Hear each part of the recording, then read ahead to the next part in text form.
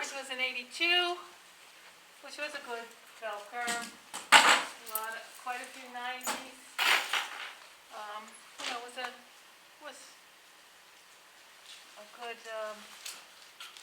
good curve, a good average.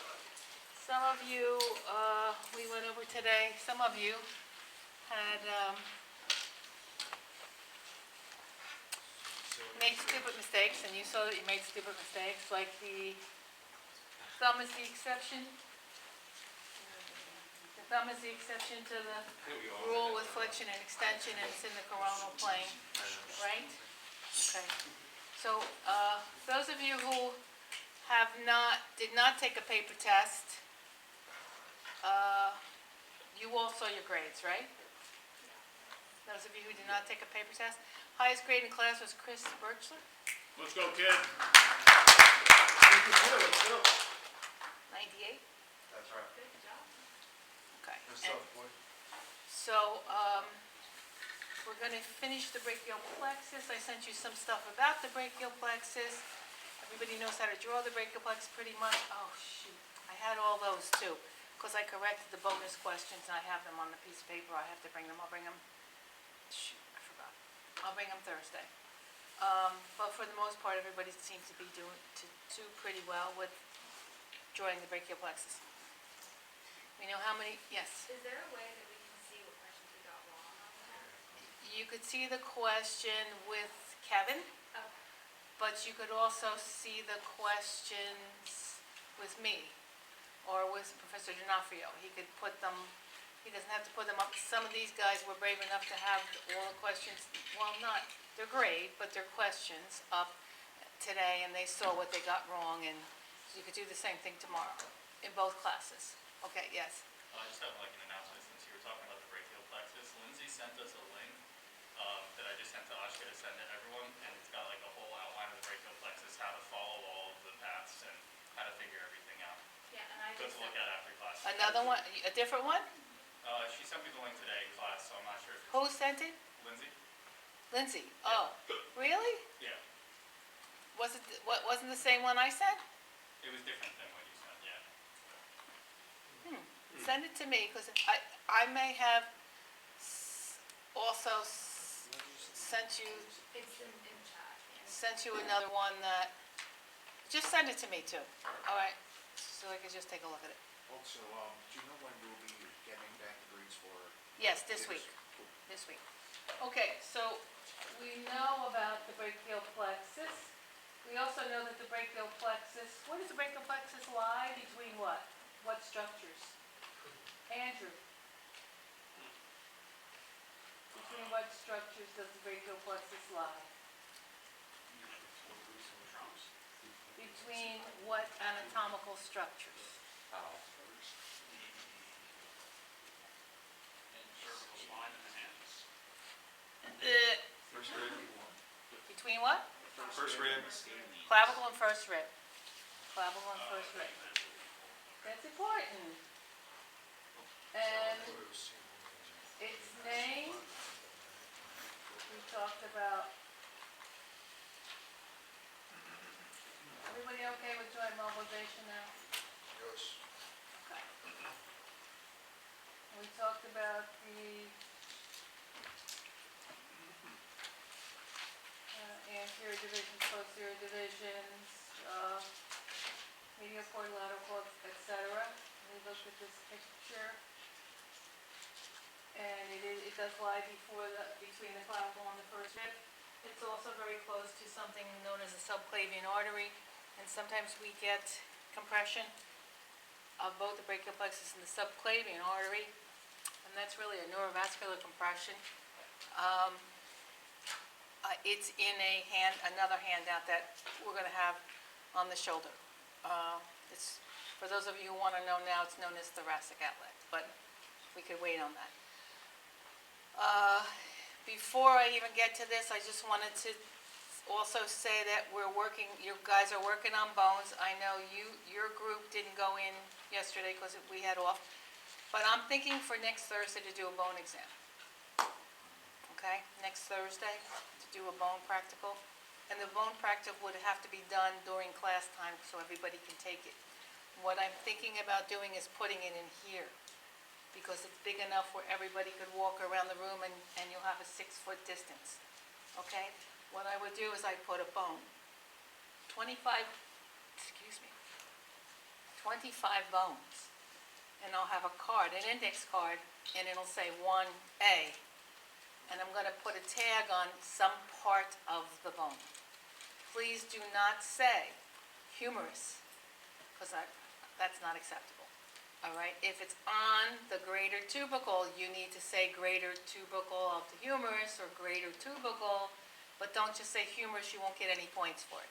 I'm not looking to see if you could identify a humerus, a tibia, an innominate. I'm not looking for that. I'm looking for the specific structure, okay?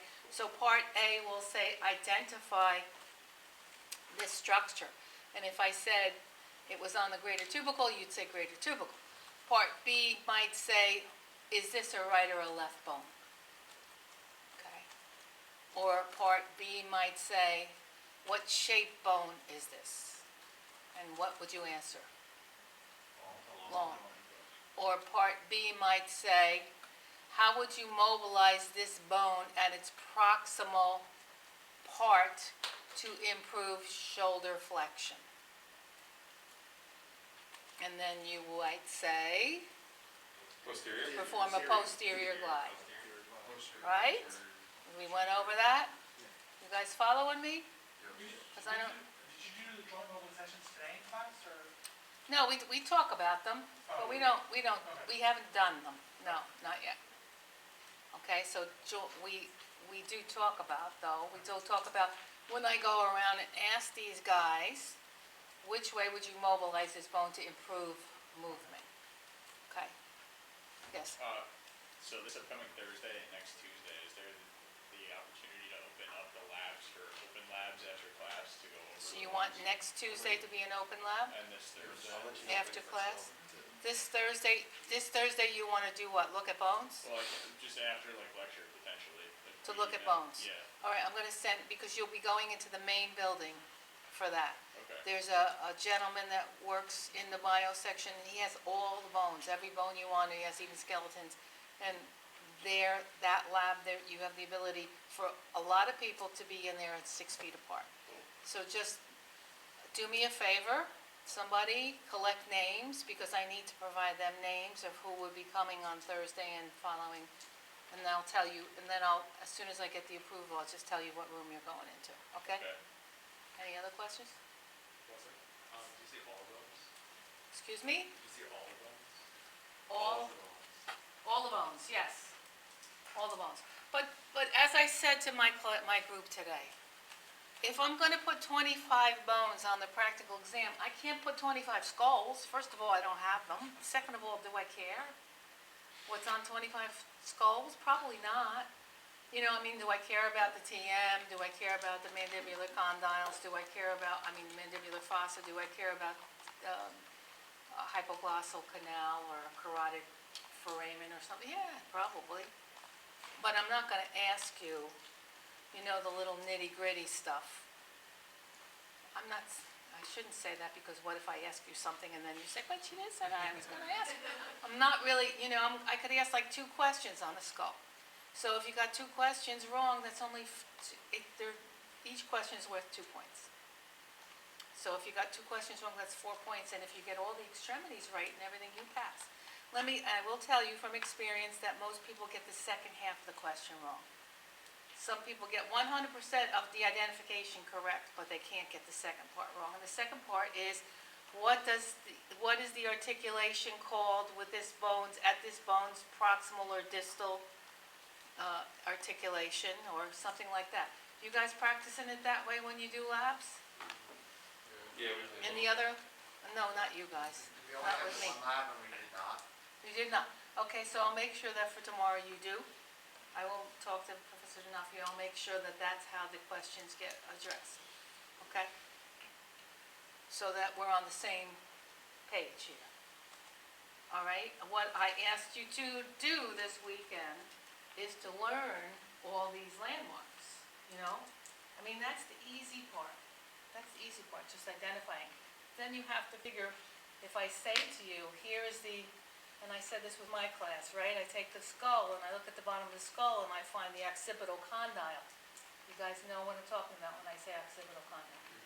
Okay, so those of you who are not in my labs, can you tell me what type of joint is formed at the occipital condyle's inferior articulation?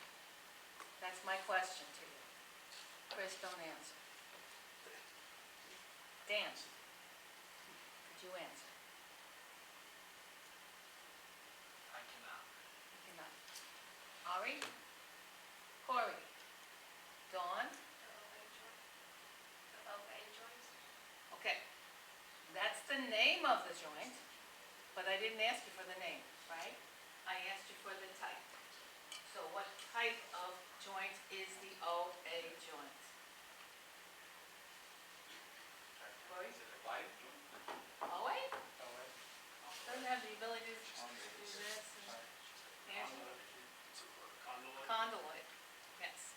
If I said what movements occur at this joint, you would say flexion, extension, lateral flexion. You understand the way I'm going to ask that question? That's really important because those are the kind of questions I'm going to answer for part B. Okay? And I'll make sure that it gets drilled into your heads as I'm trying to do with my group. Okay? Okay. All right, let's go. So, brachial plexus is, what do we talk about? Roots, trunks, divisions, cords, branches, and we have peripheral nerves that are the branches, right? The peripheral nerves of the brachial plexus innervate the entire upper extremity, from C5 down to T1. What's the difference between a dermatome and a myotome? Dermatome refers to the skin that's associated with a specific spinal nerve, and myotome is associated with the muscle, or refers to the muscle that's associated with the spinal nerve. Okay? So somebody a long time ago went and said, let me touch you here and let me see what part of the cervical spine that is referring to as far as what level, I should say, what level. And there are levels of, because otherwise, how do we know anything? If somebody came in with an HMP, then the HMP was at C5 and 6.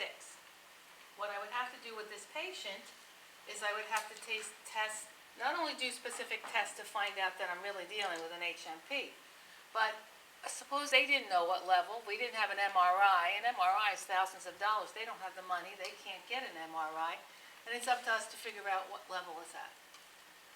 Then we have to look at three things. We have to look at the dermatome, we have to look at the myotome, and we have to look at the reflex. All right, I sent you a one-page thing today, and I also sent you a PowerPoint on dermatomes and myotomes. That one-page sheet, I would like to go over, probably in lab we'll go over, or I don't have it here, but there are some corrections I'd like to make on it. I just like it because it's one page and it's easy, so once we make the corrections, you could just use that. Okay, but I do have also a whole lecture on dermatomes and myotomes. So if I thought somebody was a C5, had a C5-6 problem, and I wasn't sure, I would test sensation for that level. Then I would test the motor or the muscle associated with that level. And then I would test the reflex associated with that level. If they were hyporeflexive and they had decreased sensation and decreased strength, I could pretty much say I have confirmed that that's the C5-6 disc level that I'm dealing with. Okay? So how do I do a C5 sensory test? I would take a sharp or dull, usually it's at by my reflex hammer, and I would touch them. I would touch them first on the unaffected side, tell them to close their eyes, say, is this sharp or dull, sharp or dull, sharp or dull? And I'm looking here. So this would be 5 and 6. Okay, 6 would be down here, C5 would be up here. If they would say, that's sharp, that's dull, that's sharp, that's dull, and then I came here and they said, that's sharp, that's sharp, that's sharp, that's sharp, and it wasn't, then I know there's something going on at C5. That's the dermatome level. And then I would have them abduct their arm, and I would provide resisted shoulder abduction for C5. If they gave on one side, that indicates what? Weakness, right? So then that's another thing confirming that the level is C5. And then if I took my reflex hammer, and we'll do this in class too, in lab, after we do the bone example. I'll hit the biceps, I should get a nice reflex. And we'll practice this, so you all know how to do this. Okay, so you see in that, just remember those three things: myotomes, dermatomes, reflexes. It tells you a lot about someone neurologically. Okay? I went off on a little tangent there, but, okay, so why is the brachial plexus so confusing? Is it confusing? Now that you drew it, not so much, huh? But you see that muscles are provided with innervations for more than one level. There's a lot of levels associated with some peripheral nerve and innervating some muscle. But the good thing about it is that if one level is out, because of the overlapping of the brachial plexus and the roots associated with the peripheral nerves, then not always is the muscle completely gone. It's not completely paralyzed. There's other muscles that work, and that's a good thing. So you may have some weaknesses, but not a muscle that does not completely work. That would be a bad thing, right? So this is Mother Nature's design, which is wonderful. So we still have other muscles that can do it, innervated by other nerves, or innervated by different levels, and so that which results in a weakened muscle and not a completely paralyzed one.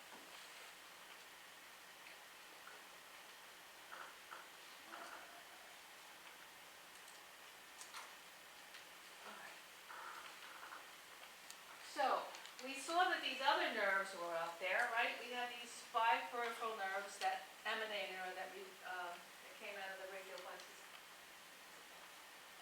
which are marmu, musculocutaneous, axillary, radial, median, and ulnar, right? But we also saw these other nerves, these medial pectoral nerve, which innervates the pec major as well as the pec minor. And the subscapular nerve, which innervates the subscapularis, that's subscapular. Where do you think the subscapularis muscle is? Where do you think it originates? Subscapular fossa. Right, so we're looking at right now, right? So the subscapularis originates on the subscapular fossa of the scapula. The rhacodorsal nerve we saw coming from the middle, right? Remember, C7. Ultimately, we have a thoracodorsal nerve, which innervates the latissimus dorsi. And the long thoracic nerve, which you saw on your drawing, comes from C5, 6, 7, or along the anterior surface. And when you look at it on a cadaver dissection, you see it. And when surgeons look at it, when they do mastectomies, they see it. And the long thoracic nerve covers the anterior part of the breast and innervates the serratus anterior. And so if that nerve is cut, where's their problem? Winging of the scapula. Absolutely.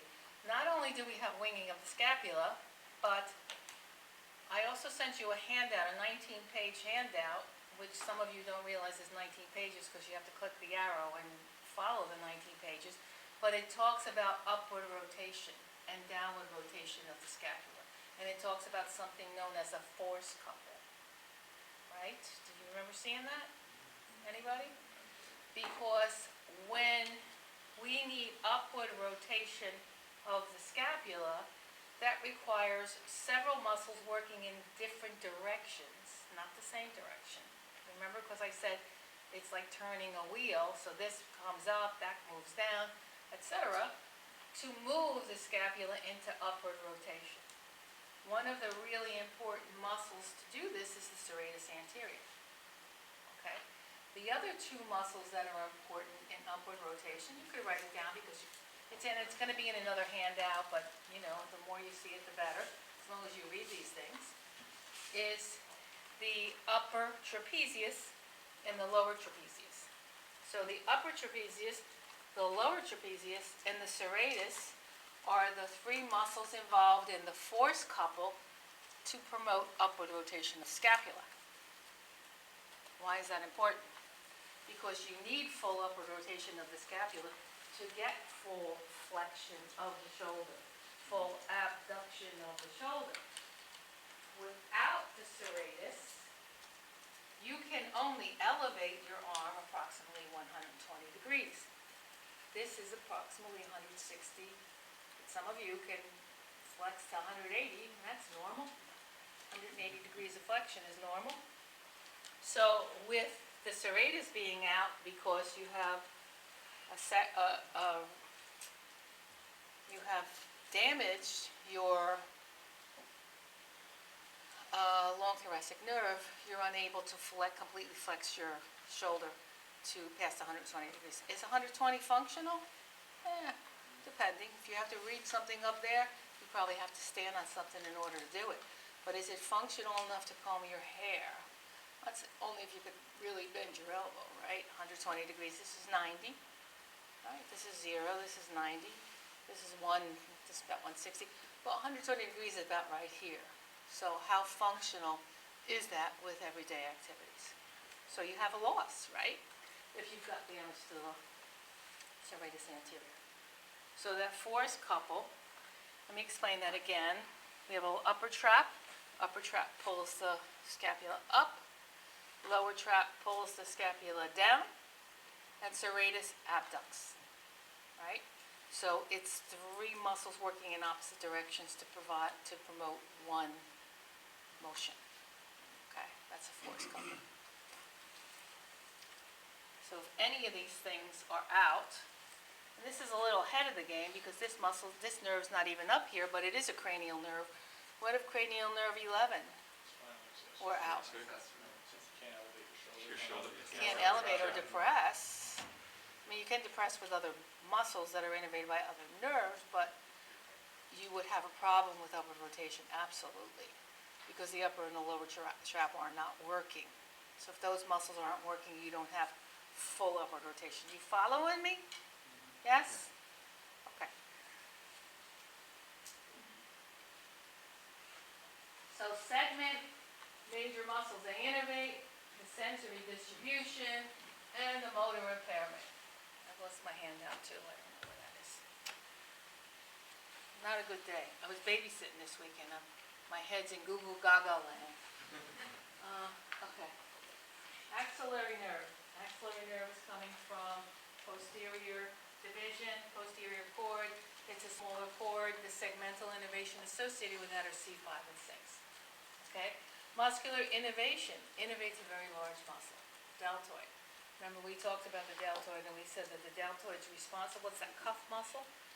It's coming from the lateral third of the clavicle, the acromion, the spine of the scapula, inserting into the deltoid tuberosity, innervated by the deltoid, the axillary nerve, which comes off C5 and 6. And the anterior deltoid is responsible for flexion and internal rotation. The middle deltoid is responsible for abduction, along with the other two. And the posterior deltoid is extension and external rotation. The deltoid itself is actually really, really powerful muscle in pulling the humerus into a superior direction. So if it's not counteracted by the cuff muscles, you wind up with impingement problems. Okay, so the deltoid must be counteracted with strong cuff muscles, so they need to do their thing. Otherwise, this posterior migration of the humerus up will decrease the space between the acromion and the humerus itself, and you wind up with a subacromial impingement. And that's not the only thing that can cause an impingement, but it is a secondary reason why we get impingements. So, sensory distribution, lateral portion of the arm over the deltoid. And the clinical loss is you would lose shoulder abduction. That's a big loss, isn't it? So if the axillary nerve were out, you would not be able to abduct the arm. There is another muscle known as the supraspinatus which initiates abduction but doesn't take you here. Okay? So we have lost the shoulder abduction. Yes? In regards to the supraspinatus muscle, when it initiates abduction of the shoulder, is it the first 15 degrees? What does? The supraspinatus? Supraspinatus initiates abduction. Yeah. Yes. Is it the first 15 degrees of shoulder abduction, or Say that? first 15 degrees of shoulder First abduction? 15 degrees, I don't know, 15 Or degrees, just like- 20 degrees, just like- that's what you read, 30 degrees. It just initiates it, it doesn't take it here. Yeah. Okay? This is true abduction, right? So if you don't have the axillary nerve intact, you cannot do this. I don't care how hard you try. You probably doing something like this to get your arm abducted. So you'll be substituting. And why do we have weak shoulder external rotation? Why do you think? Well, we don't really know muscles yet, but the axillary nerve also innervates the teres. Teres minor. Right, the teres minor, which is an external rotator. All right, so axillary nerve. Also, don't get confused by this. Axillary nerve and radial nerve, I mean, these are nerves that are both coming from the posterior cord, and they're both coming out this way and going lateral to the arm, and radial nerve more posterior. But if you have a pair of crutches, and this is something that we do when we do gait training, we measure a person for crutches and we measure their axillary pads, and we have a 2-finger space between their axillary pads and their axilla. And the reason we do this is because if you lean on your crutches, and so if any of you have ever been on crutches before, I'm sure your therapist said don't lean on them. Push on the hand grip rather than leaning on the axillary pads, because when you lean on these crutches, you can compress the radial nerve. Okay, you can compress the radial nerve. What does the radial nerve innervate, ladies and gentlemen? All of the, what's happening on this side of the room? You're dead. All of the extensors. All of the extensors. So if you have compression of the radial nerve, you wind up with wrist drop. Drop wrist. Wrist drop. Okay?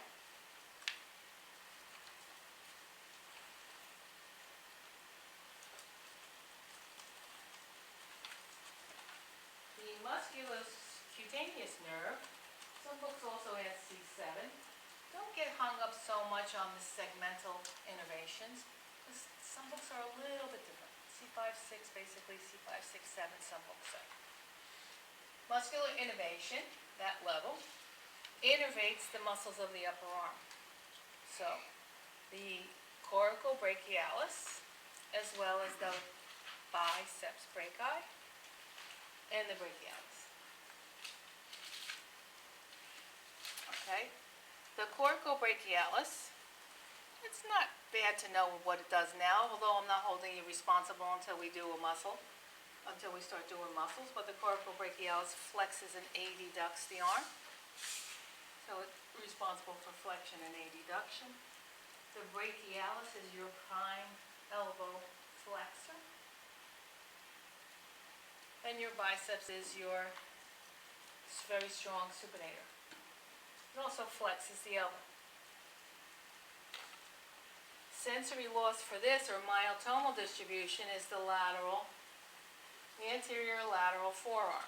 So down here would be C6. And muscular, and associated C5 and 6 would be here and here. Associated with the dermatome or sensory loss. And the clinical loss is loss of elbow when supinated, loss of elbow flexion when the elbow's supinated, and weak supination. Now, this will make more sense to you when we start doing muscles, but there is also a muscle that's known as the supinator. And that muscle is innervated by the radial nerve. Okay? So just because the musculocutaneous nerve is out, doesn't mean that you can't still supinate the forearm. And this is why I told you before, this overlapping is a good thing. Because if one thing is out, doesn't mean that it's completely lost. Okay? So maybe a test question would be, loss, C5-6, damage to C5-6 or the lateral quarter of the brachial plexus can result in complete loss of supination of the forearm. You would say false, because you would know that the radial nerve innervates the muscle known as the supinator, which performs supination of the forearm. Okay? So you're kind of following me. I don't expect you to grasp all this, because like I said, you have to know your muscles first. So you will, though. In 2 weeks, we're starting muscles. Probably next week we'll start muscles. All right, so musculocutaneous nerve comes into the upper part. And radial nerve, some folks also say C5 to T1. This particular slide came out of your book, and then your book says C6 to T1. Doesn't matter, okay?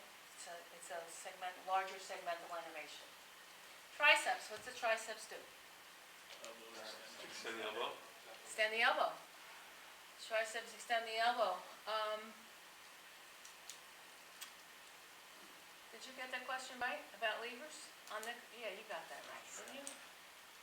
No? There was a question about levers and extending the elbow. The levers, right? It's a first degree, but Was the lever associated, if a muscle inserts into the olecranon process and is important in extension of the elbow, what lever would that be? first, Or what lever would that represent? first. First. Because here's the axis, here's the force, and here's the resistance. So force, axis, resistance, A in the middle. It was a hard question. The electron process right here. So wouldn't that be The axis is in the middle. the axis is the elbow, the insertion was on the electron, so Yes. Yes. that makes the That makes force in the middle. Wouldn't that make the? Well, it crosses it crosses the joint, right? So the insertion would cross the joint. No. It inserts here. Oh, damn it. It inserts here, I got not that here. wrong, so. It inserts This here. is the That electron. It inserts here, olecranon process. The Yes. axis. Isn't It- this the electron? The whole thing is the olecranon process, but it begins here. Was it 30? This is where it inserts. That's where your extensors insert, your tricep inserts, right here. So this is your triceps force. Here is the axis, and here is the forearm. So it's yeah, I know, but that wouldn't have mattered. All right, so the triceps, the anconeus or the anconeus, it's class 1. It's class 1. Your triceps inserts right here. You can feel your tendon. No, That's the I know, elect. it's just, I think the question on the test said that it inserted into the electron process. Right, the olecranon process hooks in right here. It inserts right here. Oh, so It from can't an insert extended here because it's the position. triceps. So I'm thinking like from a flex position, but it should be from the Yeah. anatomical. That's, Yeah, it inserts right here. you gotta be here and then it would place. You could feel your tendon too. No, I know, but that, if I'm here Yeah. versus here, this would place it, okay.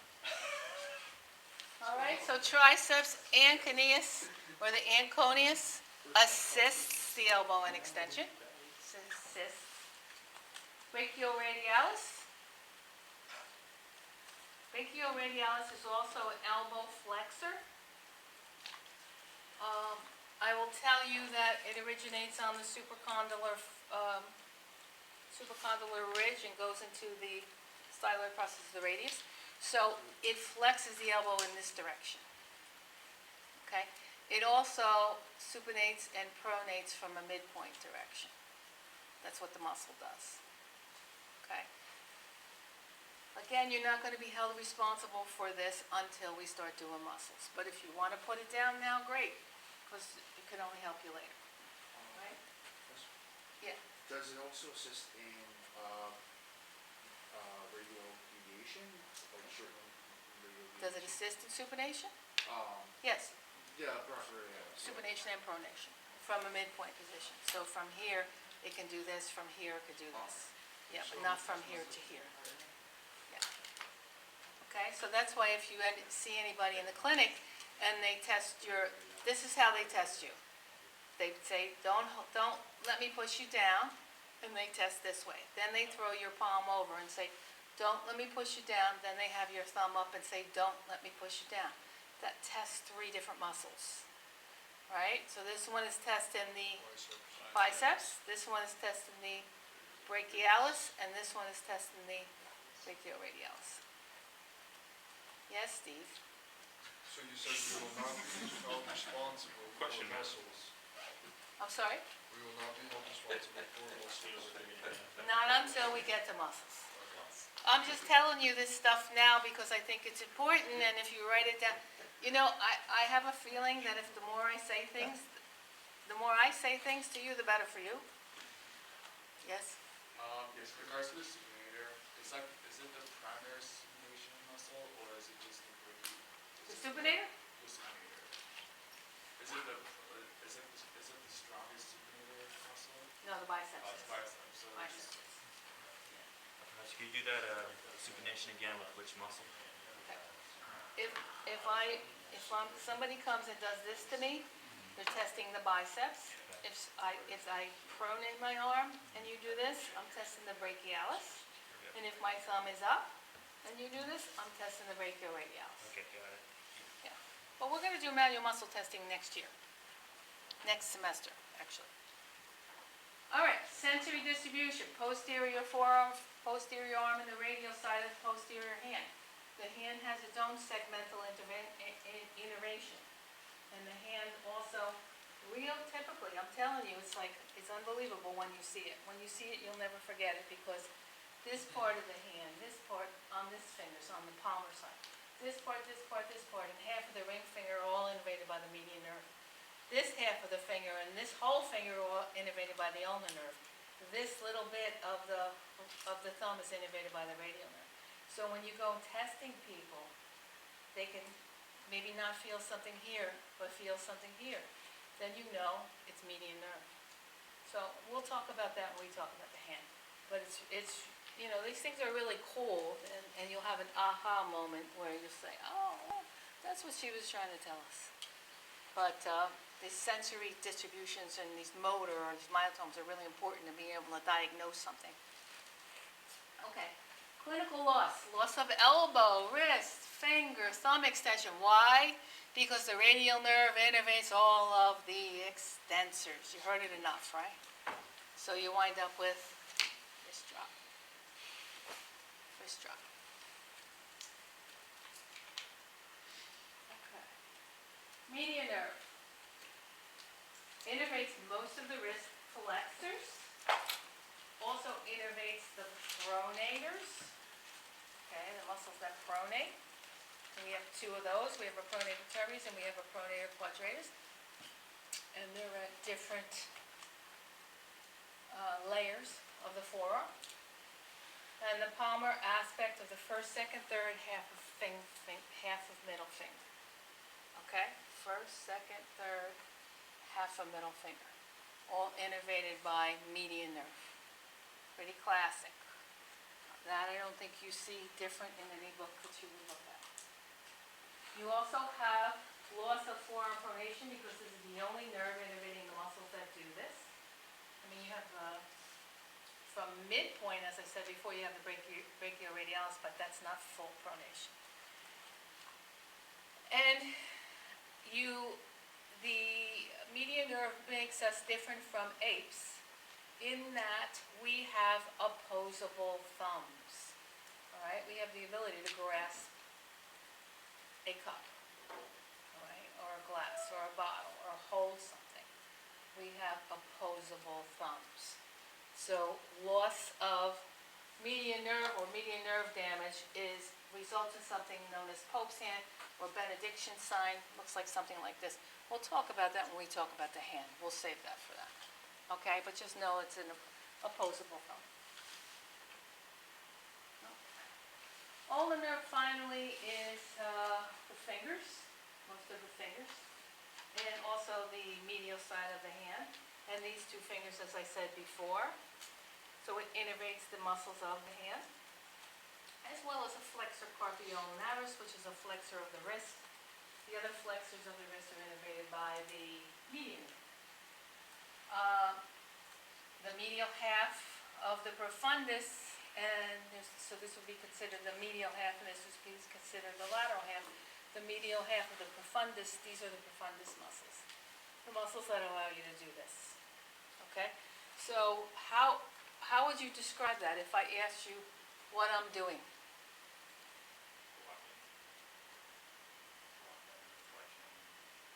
Isaiah, what am I doing?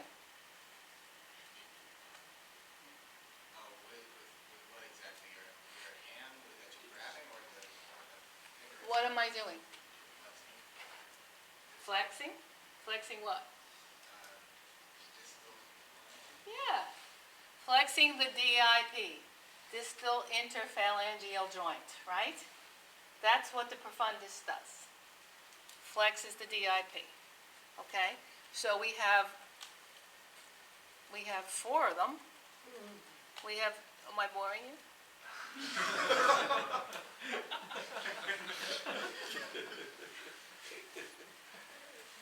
Does anybody find this boring? Flexor digitorum profundus goes all the way down to the fingers. We have a flexor digitorum, which goes down to the middle phalanx, and then a flexor digitorum profundus. The difference being either this or this.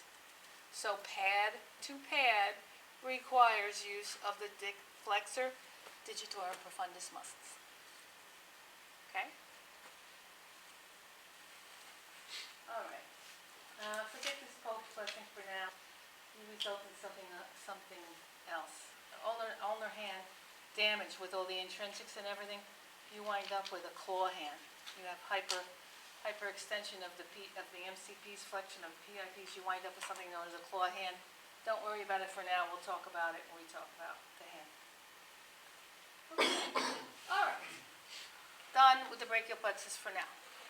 Okay? But it's going to come back, and you know it's going to come back on your test, and you know I'm going to say things like, tell me the segmental level or approximate segmental level for the muscular, or associated with the lateral cord. So you know that the lateral cord is coming from C5 and 6. C5 and 6 come together at roots, and then at the end they form the lateral cord. Something like that. So I might throw in some kind of questions like that in the next test. But I'll give you examples of that too, so that you're ready for it. When we talk about the circle of Willis, this is the circle of Willis. For now, you will have to know this next year, but for now don't worry about all the little arteries like the anterior spinal and the posterior. If you want to remember them, great. But you don't have to know them for now. For now, what we're going to talk about, I'm going to tell you what you need to know for right now, okay? But this is the blood supply to the brain. Okay. So we have to start somewhere. So I always like to start at the beginning and let you know where these come from. So before they even before branching, we have something known as an aorta, and an ascending and descending aorta of the heart. And from the aortic trunk, we could see that, or the arch of the aorta, we could see that on the right side, we have a brachiocephalic artery, and we have a subclavian artery as well as a right common carotid. But on the left side, we don't have the brachiocephalic artery. All we have is the left common carotid and the left subclavian, right? So that's an important thing just to start with. So this is where they're coming from, because what happens to the subclavian nerve, or as it branches off the arch of the aorta, we have one thing we're looking at right now, subclavian artery, I should say. Subclavian artery then gives rise to a vertebral artery. Subclavian artery stays more anterior, vertebral artery travels up, goes posterior, travels up, or traverses through the foramen, the transverse process, right, of the transverse processes. So the transverse foramen, before it wraps around the arch of the atlas, and once it wraps around the arch of the atlas, it ascends into the foramen magnum and gives rise to the basal artery. Once it gives rise to the basal artery, we have 2 vertebral, 1 basilar. Then from the basal artery, we have a branch in the posterior part of the brain known as the posterior cerebral artery. We have two of them. The internal carotid, the common carotid, as you see up here, branches off into an external and an internal carotid. The external carotid stays and services the face. The internal carotid goes in through the carotid canal, comes along the floor of the base of the brain, and gives rise to the middle cerebral and anterior cerebral artery, at the front of the brain. So here we have now an anterior cerebral in the front. We have a posterior cerebral in the back. We have a middle cerebral in the middle. Okay. Then we have something known as a posterior communicating artery, which joins the posterior part of the brain, the posterior cerebral artery, to the middle cerebral artery. And then we have something known as an anterior communicating artery, which connect the two anterior cerebral arteries. That, my friends, is the circle of Willis. Okay? What is the beauty of this circle? That if you have an infarct in one area, you could still have blood flow. Okay? The brain is not completely dead because this is a circle. Yes? I was just gonna ask you to go to the next slide, because it has like all the Okay. everything on it. So what I just said is on all these next slides. Okay? So here we have the right and left vertebral arteries, and we have a common carotid artery, just like I said, right?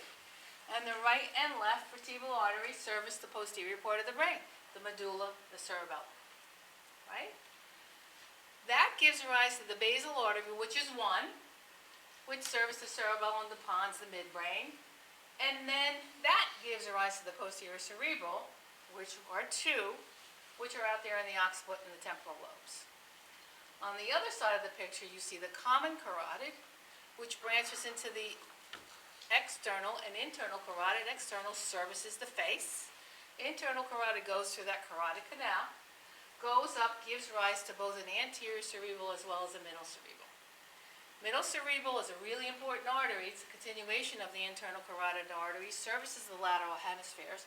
In fact, it services the frontal lobe, the parietal lobe, and the temporal lobe. So, why is this important? Because most strokes, most CVAs occur in the middle cerebral artery. Okay, so that's really important. So you could have all these three things affected. Parietal lobe, temporal lobe, and Dawn, by the way, the short and long term more associated with frontal. And the anterior cerebral is on the medial surface of the brain, servicing not only the motor cortex, but also the premotor cortex. Okay? So that's what's happening so far. Now, comes from branches of the internal carotid. Oh, there's something I do want you to change in here. Let me see. Because I was looking at this and I said, that doesn't make sense. Common carotids arise from the aortic arch on the left, brachiocephalic on the right. I said that. Okay, now it's just in writing so that you could follow it. Run the length of the neck at the level the jaw divides. Right? External stays out, internal goes up into the brain. Medial cranial fossa in the temporal bone through the carotid canal. All right, so far so good, right? This is just what I just said to you. It's just in writing. Okay. Internal carotid, when it enters, it branches off into a middle cerebral and an anterior cerebral. I said the anterior serves the anterior part of the brain, middle on the medial side of the brain, the lateral hemispheres, also the parietal lobes, the frontal lobes, as well as the temporal lobe. Okay. Now, right and left cerebral, vertebral, brachiocephalic, they ascend through the transverse foramen, they go up, they wrap around the arch of the atlas. So that's really important too, right? Why? It's a vertebral artery. Goes to the brain. Brings blood. Blood brings oxygen. Following? Lack of oxygen, bad, right? Do you think you can get a headache because of that's a very good, that's a scientific word, bad. Do you think you can get a headache because of an ischemic area? Yes. You betcha. So if I told you this wraps around the arch of the atlas, how many of you guys are doing this, It's gonna be hard enough for me. this, forward head posture, right? Bad. It's not good. Not a good thing. Or people who have forward head posture and posterior cranial rotation, what are they compressing? Vertebral artery, right? Gives you headaches. People come in, also causes retrusion of the mandible, also causes face pain, also causes blah, blah, blah, you know? So, I mean, you gotta know all this, so when somebody comes in and says, my head hurts, you have to figure out why. Should I send this person for an MRI, or can I figure it out? Okay. This is the one, joint of basal artery, posterior cerebral, blah, blah, blah. Okay, we talked about this too. Posterior cerebral arteries supply the occipital lobes and part of the temporal lobes. Posterior cerebral, this is where I don't like it. Anterior and internal carotid is joined by the posterior, right and left anterior. Okay, no, that's correct. Anterior and, change this. Anterior and middle cerebral. Okay, just change that. I'm sorry, I should change it. I'll change it when I go back. Anterior and middle cerebral artery. Okay, change it. I didn't like the way this slide came Yeah, from I the book. posterior. It says posterior on ours. Anterior and middle cerebral arteries are joined by the posterior communicating. Okay, that's what it should say. Anterior and middle cerebral arteries are joined by the posterior You can communicating. see here. Does it say that? It says posterior on anterior and posterior. No.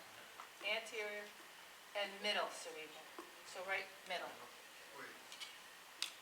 Okay, just right middle. That's a posterior communicating artery. Right middle. Right middle. Okay. And then the anterior and posterior cerebral arteries are connected to the base of the brain, and this whole thing is known as the circle of Willis.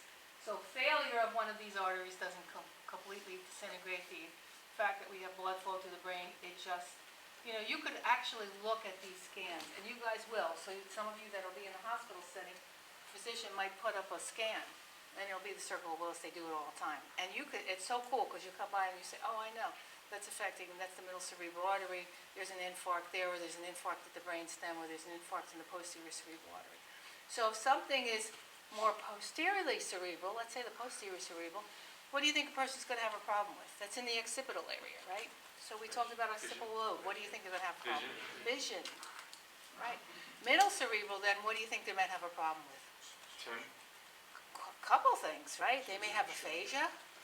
They may have cognitive problems.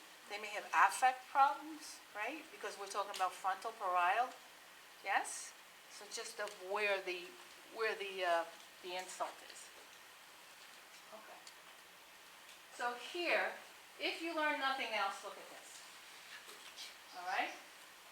If you just want to look at this, just look at this. Because it tells you everything. It tells you everything I said.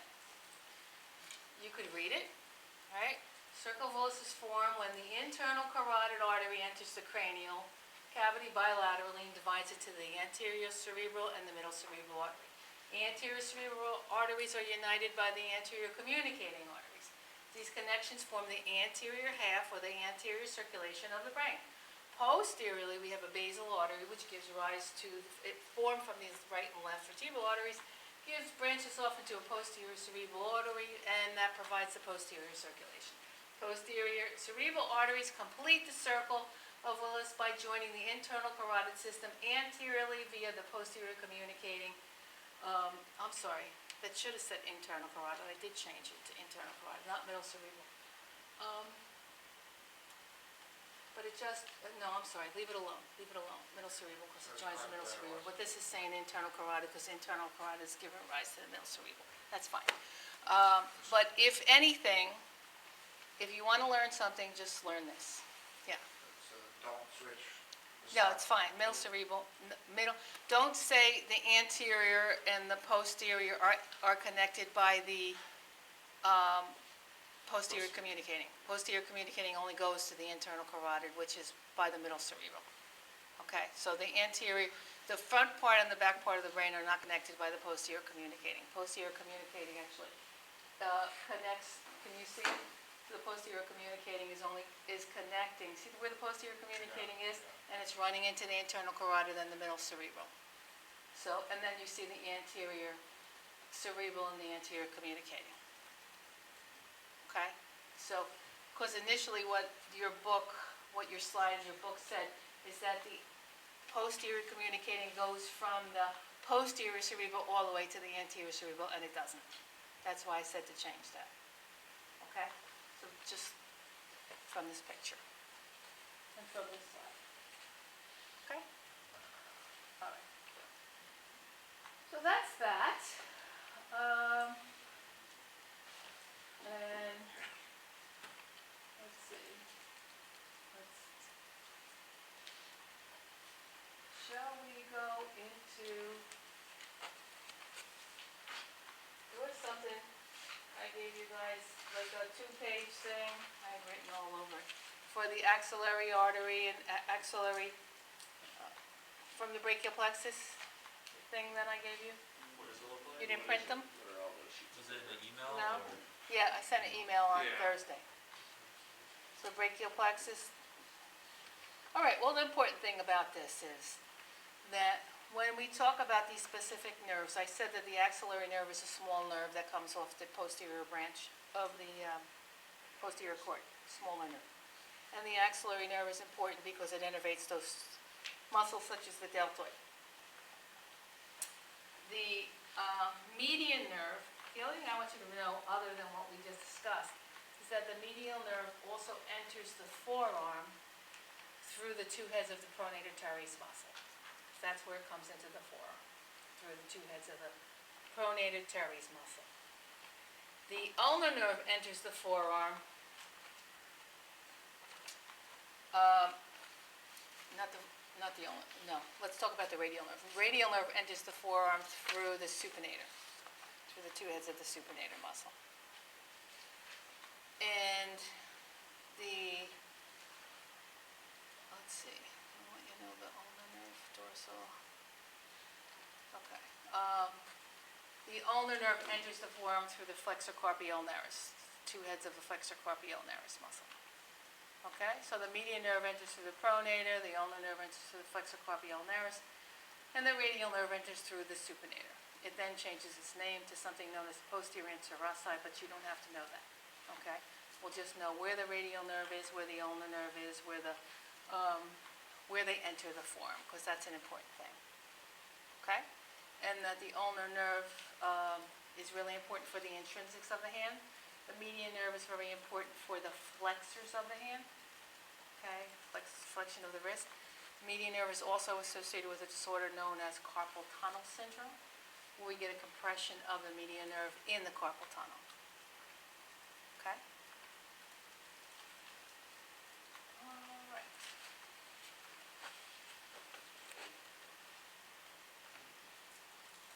You okay with this? Somebody laugh? No? Yes? I mean, if you're not, say so.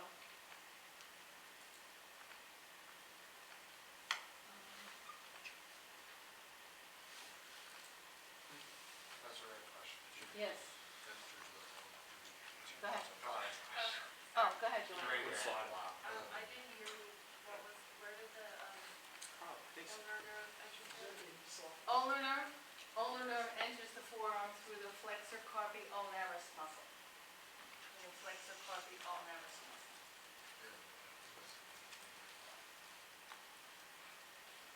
And the median nerve enters through the 2 heads of the pronator teres muscle. Was that your question? Pronator teres. Okay. I don't have the myotome. Can somebody send it to me? I don't know why I don't have the myotome and dermatome. I was gonna go over that. So if you go to your sent email, it should be right there. Yeah.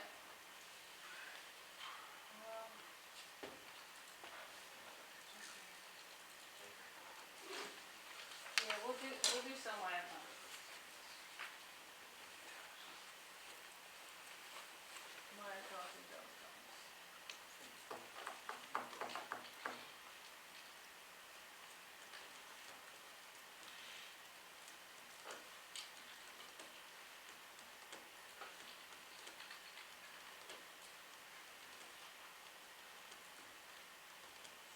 did you guys, were you able to see? Is that an I after my name? Were you, when you checked your email now, were you able to see that that brachial plexus is like 12 pages or something? Yeah. Yeah?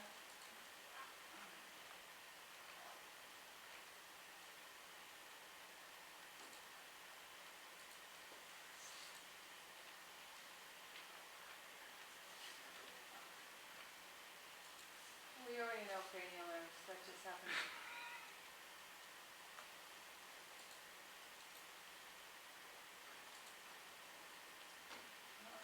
Why is this?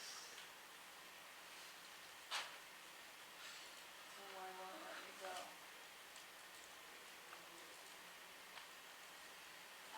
Click the link that's up there.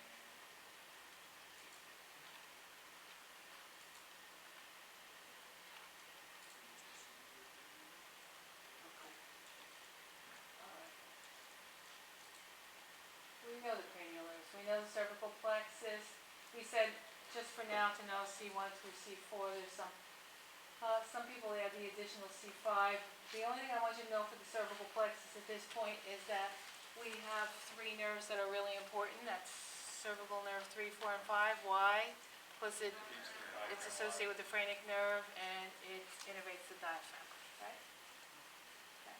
These other muscles are also known as we have infrahyoids and suprahyoids, which are above and below the hyoid bone. And by the way, the hyoid bone is attached to what? What does it articulate with? Nothing. Hyoid bone articulates with nothing. There's muscles that attach to it. They're known as the strap muscles. What does it even do, the hyoid bone? Hmm? What does the hyoid bone do? Hyoid bone what? What does it do? It's attachment for muscles, like sternocleidomastoid, mylohyoid, they're known as the strap muscles. Oh, So they elevate, when you swallow, you could feel the hyoid bone drop down. That's how you know if you're examining somebody and you're looking to see if they have infrahyoid tightness, the hyoid should drop as they swallow, but when you palpate it. And if it doesn't, then you know that you have to work on the infrahyoid muscles. A lot of times it happens with radical necks when they do surgery for cancer, throat cancer. It's otherwise said mostly that if you're not specializing in something like that, then mostly what we don't really pay that much attention to, and mostly the people that deal with these muscles are the speech language pathologists. But I've worked on many radical neck patients, so you have to really know these muscles around here. But for now, you guys don't. So we know brachial plexus between the cervical and clavicle and first rib. These are also lumbosacral plexus, which we'll get into specific when we talk about the lower extremity. When we talk about the head. So when we talk about myotomes, we said that muscle is applied by specific spinal nerves, and that's the muscle that's associated with those. And the dermatome is the skin. Okay. The area of the skin supplied by a specific spinal nerve. It's sensory. So here's a nice dermatome chart, and you will see that some dermatome charts overlap. All right? But there are a lot of things that they have in common. So we're going to talk about that and talk about specifically where you would test somebody, if we're looking for C5 or S1 or whatever. Okay? So, common dermatomal level, C5, the shoulder. C4 would be up here. Okay, so C4 we would palpate up here. C5 we do the shoulder. C6, the lateral arm, and the first and second digits. C7, remember I said the middle digit, and back here posteriorly. C8 would be the fourth and fifth digit, somewhat into here. T1 would be here. T2 would run into the axilla. So those are the dermatomes. Skin. Okay, L4, L1, L2, and L3 kind of go like this. L1, L2, L3. L4 is on the medial side of the knee and the medial side of the calf. L5 is on the forefoot, the dorsiflexor side of the foot. L5 would be on the lateral side. S1 in the middle of the posterior knee, and I have pictures. And S2 more on the posterior thigh. Okay? So So here's a nice picture. This picture is a little bit different than some of the pictures because L4 kind of comes up here. This is just a picture that was, I like it up here, but I'm not too crazy about it over here. So L4 usually runs like right here. And as I said, they're different in any book that you look at. A little bit, not a lot, but they are a little bit different. And S2, 3, 4 is the perineal area. So S2, 3, 4 is right over here. So saddle paresthesias. So anybody ever ride a bike for a long time and get off the bike and find that you have numbness in this area? That's saddle paresthesia. That's associated with compressing these nerves, S2, 3, and 4. All right, and here's Asia classification. This is a big one if you guys get into neuro.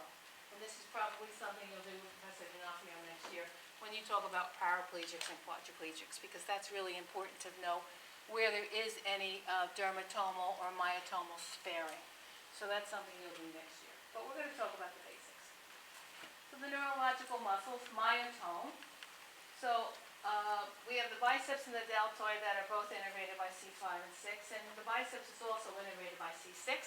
So the myotome for C5 is classically the deltoid muscle. So in order to test C5, you would ask the patient to abduct the shoulders and resist you. So you would say, you would say to the patient, can you do this?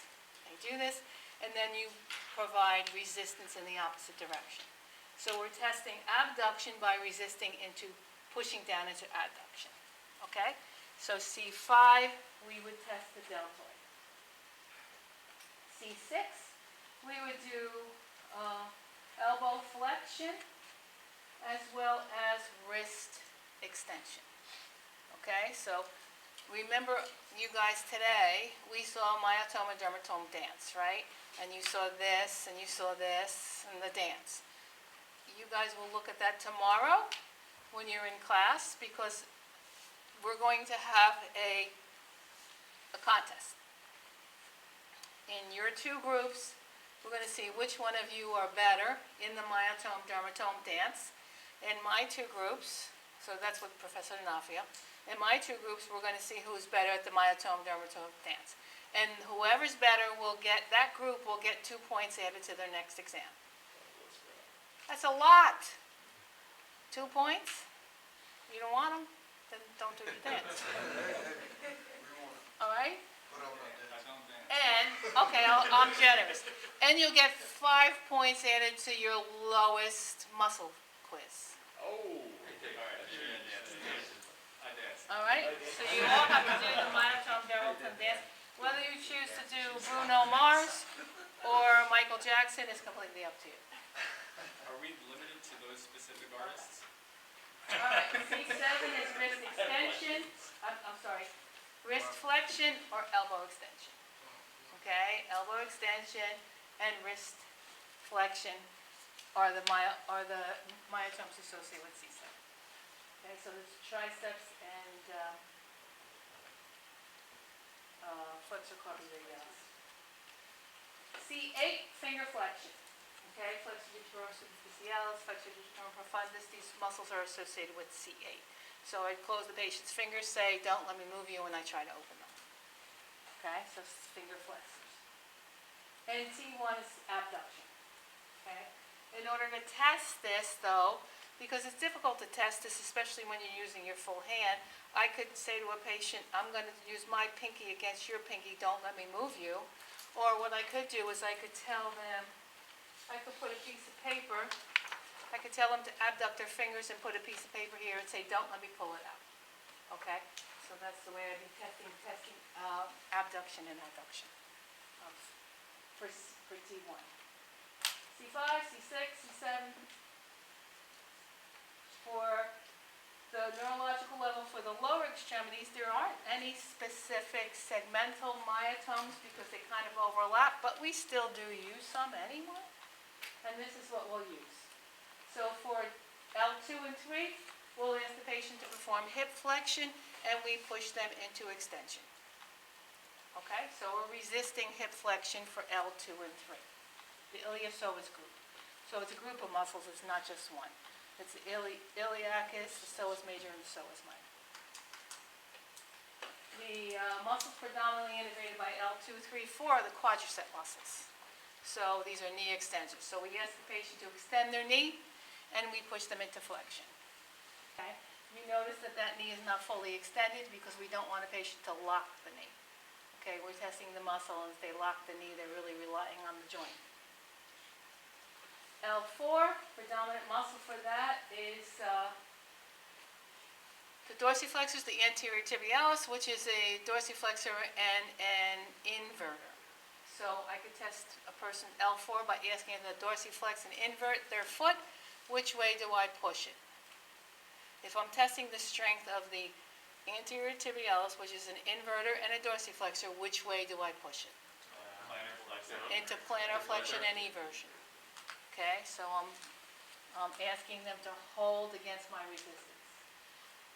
L5 is great toe extension. So I ask them to extend their great toe, and then I tell them to hold it, and I push it into flexion. S1 is eversion, peroneus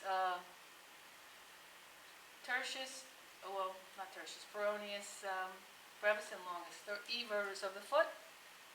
The S1 is also plantar flexion. So I'm pushing her into, or him into dorsiflexion. I will also tell you that, and S2 is knee flexion. I will also tell you that I worked in neuro for a long time, and I worked in a neuro clinic with a really well-known neurologist.